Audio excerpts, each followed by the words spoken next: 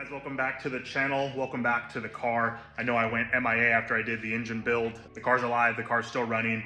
I have about 380-ish miles, probably 400 now. The car is tuned, the car is dynoed, and in this video I'm gonna go over a little bit more of the engine. I didn't go over too many details in the last video, but I wanna address some of that here, and I wanna show you guys the new intake system.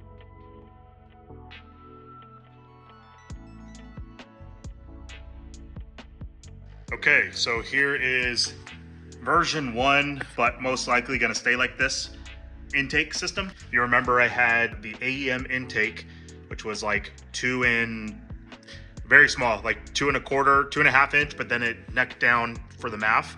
The original AEM kit goes down and kind of like a cool air system. When I had my oil cooler set up, I had to move the intake, so I modified it to kind of sit like right here, kind of like a Moto East or a Zero Limit intake. So after I put the engine in and drove it around for a couple hundred miles, I realized the intake system was a little bit too small and I wasn't really gonna make any more power. So I opted to kind of custom make one. I know the Zero Limit one is like 400 bucks and it's probably a more suited kit for this, and it's a little bit more nicer looking, but these are all pieces from Amazon, honestly, and I like these ones because they're kind of like a brushed aluminum, but it's 3-inch aluminum piping to a 45-degree 3-inch coupler. And then this is like 12 inches of 3-inch tube. This is a 3-inch that reduces down to a 2 3/4 to fit the OEM stock throttle body, because I know I'll get a lot of flack for this, but this is a higher comp engine, but I kept the stock intake manifold. So eventually I will go to the Fab 9 intake manifold and get the bigger Bosch throttle body. But for now, this is what I wanted to do. So this is how it is. So take it or leave it. Anyways, 3-inch intake system. But I think, which is the coolest part, which is like super ricey Honda, but these are known to just make good power, and honestly it sounds really cool. But this is a 7-inch based filter with a 6-inch velocity stack that goes to the 3-inch tubing. So it's pretty much as straight as it can come up and non-turbulent or whatever. I know an engineer can tell me I'm doing all this wrong, but pretty much a straight shot as it's gonna get. Obviously I had to kind of pitch it to go to the side so I didn't hit the ECU, and to combat it rattling against there, I had some like double-sided taped foam pad, so that worked really well. And then I actually put some on this pipe underneath, so this piece right here, so it doesn't rattle. Installed all nice and tight, doesn't really make any noises when it's when I'm driving the car, so that's awesome. Also, I know I'll get some questions on this. This piece here is does not come with the MAF adapter, so unless maybe eBay or somewhere else has it, but I had to buy the tube from Amazon, and then I found the MAF sensor adapter from a company online. I forget, I'll put it in the comments if I find it, but the part was like 30 bucks. I just went down to a local shop and had them welded up.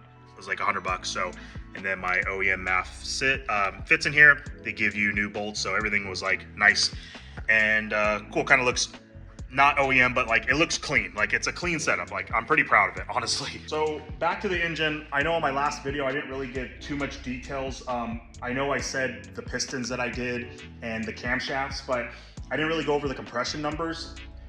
The pistons themselves are 11.5 to 1, but with the decking and on the block and the head, I didn't jump up too much points. I want to say I'm probably 11.7 to 1. Still not super aggressive, but much more aggressive than OEM, which is like 9.5 or 9.7 to 1. So I definitely upped the compression. It shows because on the dyno I made some pretty good power, and yeah, so the next clip is gonna be the car rolling up on the dyno, doing the dyno pull, and then I'll show the numbers.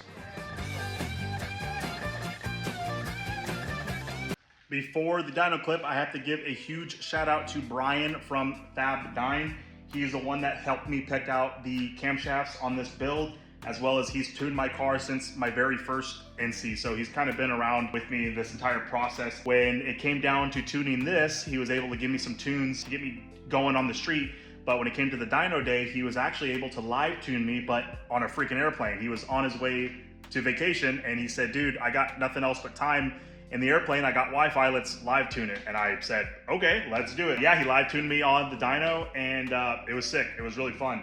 And before getting to the dyno, the optimization of the tune that he did basically on the street was phenomenal. It was great.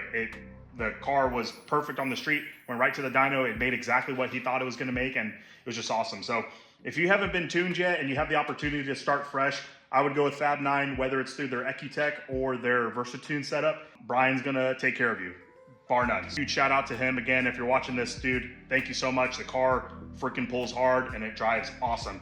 All right, next is the dyno clip.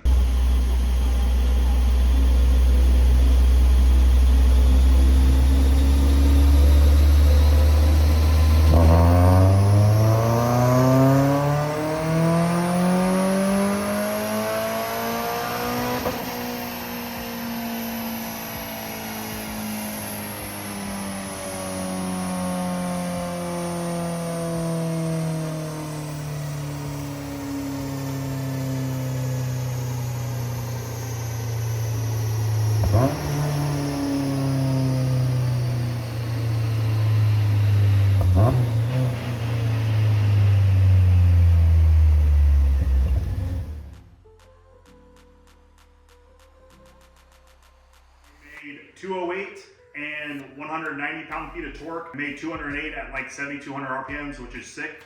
And then the mid-range is sick. It pulls really good. Last time the car was on a dyno years ago, which it made 174 and 165 pound-feet of torque with essentially an unopened bottom end NC or 2.5 with the Fab 9 Stage 1 camshafts.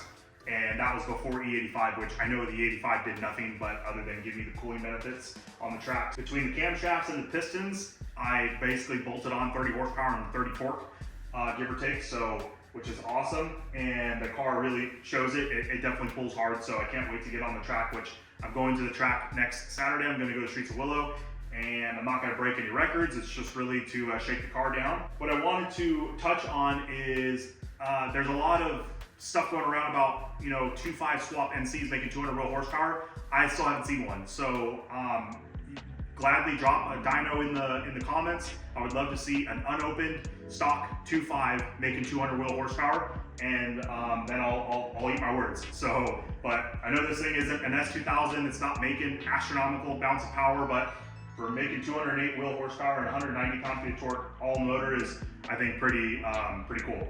So that's about it for this video. Thanks for watching. Thanks for following along, and I'll see you in the next one.